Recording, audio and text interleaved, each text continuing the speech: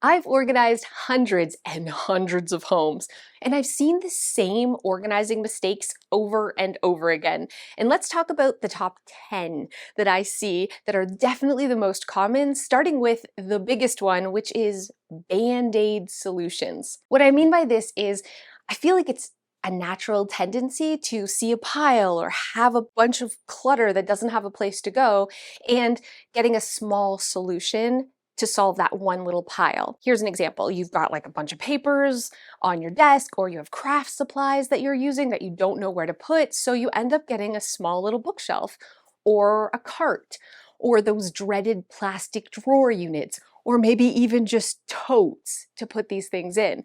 And what happens is we just end up looking at each little pile as something that needs a little Band-Aid solution. And all these little Band-Aid solutions aren't really solving the big picture, and they're adding up to little tiny clutter solutions everywhere that looks cluttered. So instead, what I think everyone needs to do is look at their room as a whole. Don't look down at the piles and think, how am I going to solve this problem? Look at the big room and say, how am I going to solve the storage issue in this entire room? I know it feels like this might cost money, but most of the time it isn't about even investing in solutions. It's about clearing out a closet that's underutilized, decluttering things you're not using and using that, or a piece of furniture or a bookshelf that's storing not high value things that you can declutter or rearrange to actually create homes. A really good example is Emily's office that we just made over. There was a lot of clutter, and Emily was using Band-Aid solutions. She had bought little bookshelves and a tall calyx unit and 3 little plastic drawer units. And all of that wasn't really solving the big issue, and it ended up probably costing more than just dedicating one wall to floor to ceiling bookshelves. I guess my rambly point is, if you have a house and you feel like you're sinking, think of it like a ship that is literally sinking. Instead of addressing the big hole in the bottom of the boat that's filling with water, you are putting little Band-Aids on all the cracks, which is really not going to do anything.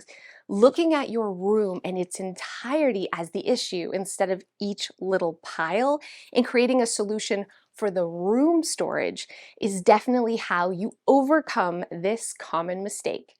Most homes have a real issue with clutter on their kitchen table or their dining room table. And when I talk to my clients about this and we're looking at this stuff, it's important stuff. It's not actually clutter. It's things you're using. It's important things that are used on a regular basis. And what I hear is, I just don't have a place for this stuff to go. Most of the places that I go who are really struggling with kitchen table clutter also have a hutch or a buffet or a china cabinet that's filled with things they never use, like their grandmother's china or fancy dishes or display cases for memorabilia, and they don't have places for their actual living stuff. So this is the mistake I would say to try to correct, which is never ever storing low traffic items in high traffic areas. Clear out your buffet and your hutch of all those serving dishes you never use, and instead create home for a bill paying station or a kids homework station, or for your arts and crafts, all the things that are currently on your kitchen table. Not zoning your home is a mistake that I see over and over and over again, and I really suck at explaining this, so bear with me. Zoning is basically looking at your room as a whole and then creating sections within your room for like items to go. So a kitchen is the perfect example, which is why I'm in here to show you what this really looks like, because it's the easiest place to zone. What I mean by this is, like, beside the stove where you're cooking, you probably want to zone for spices and oils and stuff like that, right? So all of those type of items go into one place. I also have a zone for breakfast, so cereals and breads, which means we also keep the spreads in the zone, peanut butter and that kind of stuff, and the toaster all together. By your coffee maker, you probably want to store your tea and coffee. Create zones for setting the table or eating dinner, so your plates, your glasses, your bowls are really close to your cutlery. Zones, friends. Zoning. And obviously the kitchen is a really good example, but you should do this in every single room. If you're in your office, where's your zone for office supplies? Where's your zone for books? Where's your zone for important documents. Creating and looking at your room differently and looking at your space in zones just keeps it tidier. It makes it easier to organize. It makes it easier to find things and easier to put things away. And it's kind of like that core part of organization that most people just skip over. Are you ready to fight me in the comments? Because seriously, this is like something a lot of you guys don't agree, but I personally think it's a huge mistake to not use containers to contain your stuff, especially your categories. A lot of you will say, I don't want to put my stuff in a basket because I'll totally forget about it. But after organizing hundreds and hundreds and hundreds of people's homes, what I see is even the most organized people, when they're just putting things on shelving, it's really easy for those things to get mixed up with other stuff, especially if you have other people living in your home who aren't as organized as you, like children and spouses. So maybe this is where your batteries go, but they're putting it up here or over here, and everything's kind of getting jumbled, and now you're losing things, you're forgetting about things, you can't find things or put it away quickly. And that's where the magic of containers comes in. You literally are creating zones for each of the categories, labeling them, so when you need something, it's right there and it's really easy to grab and put away. And that's kind of why I'm like, every space needs containers. I understand what you're saying, that you might forget about things, but why not opt for clear containers or shallow containers like trays? And definitely adding labels is that visual cue. I promise you, this will transform your home.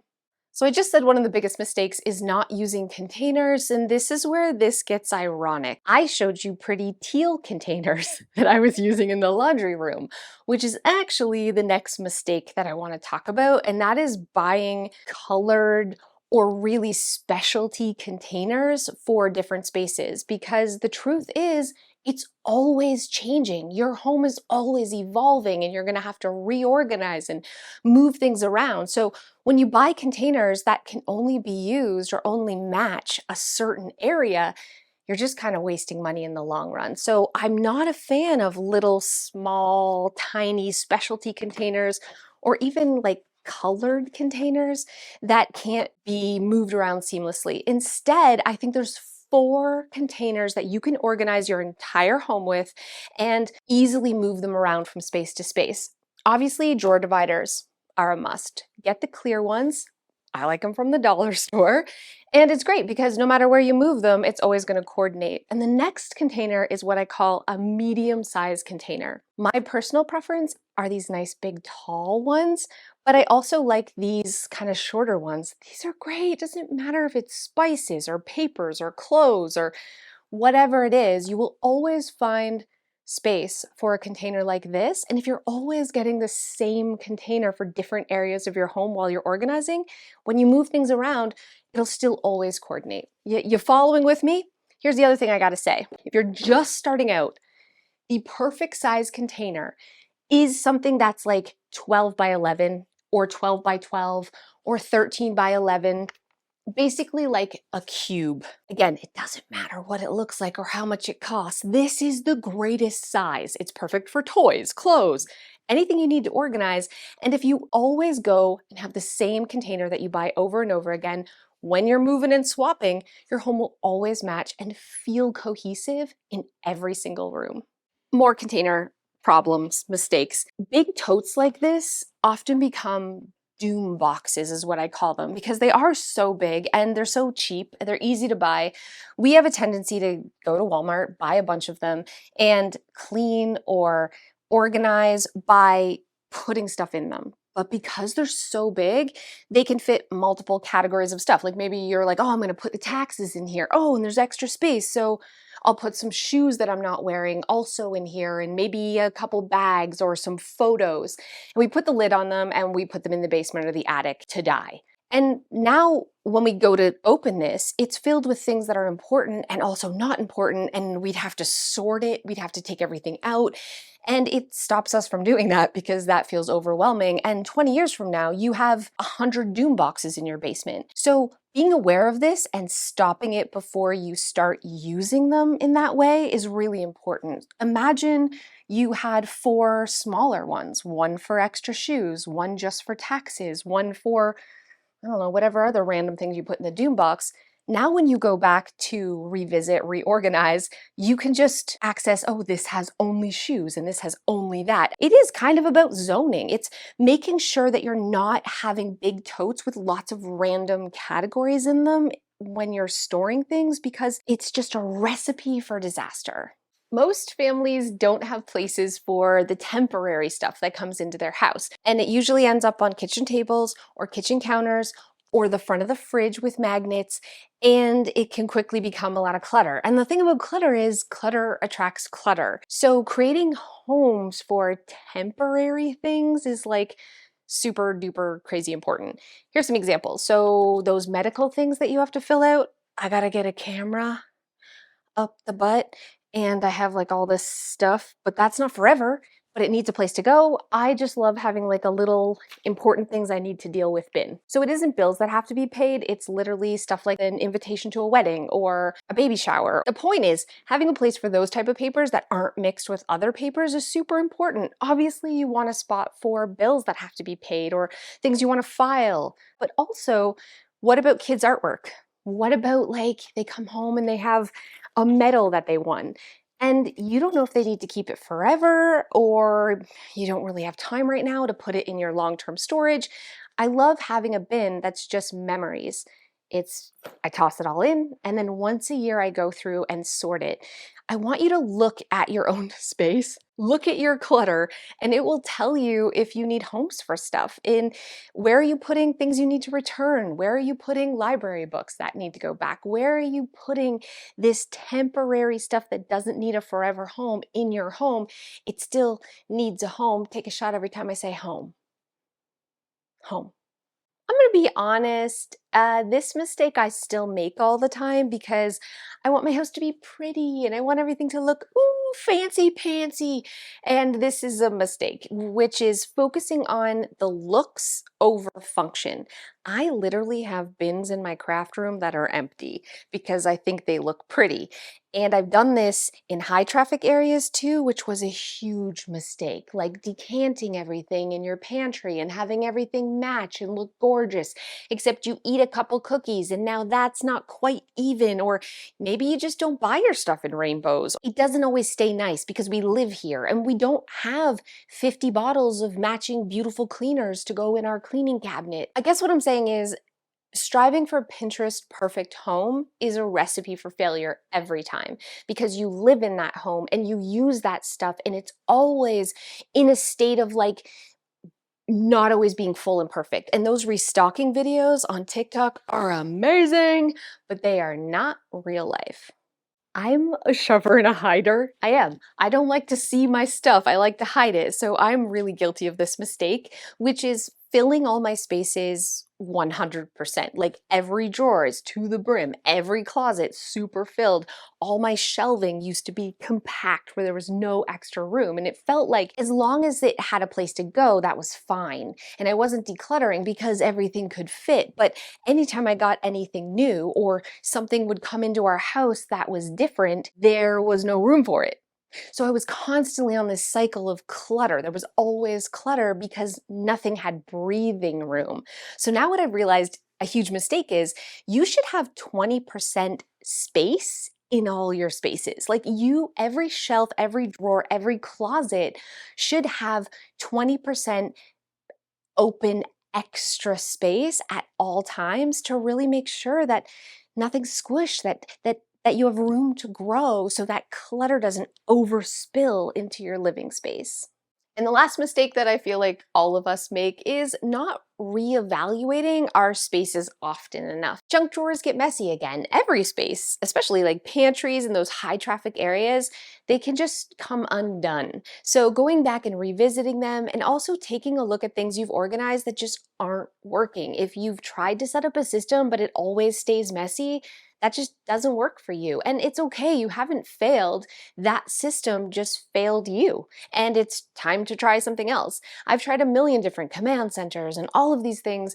And that was really a blessing every time I failed because it allowed me to figure out what does work for me. And now I have a home that stays effortlessly tidy all the time. And I got there through lots of organizing mistakes. So if you've made a lot of these, don't feel bad about it. It's honestly a good thing. I'm wondering if you do any of these organizing mistakes. I feel like this is so common.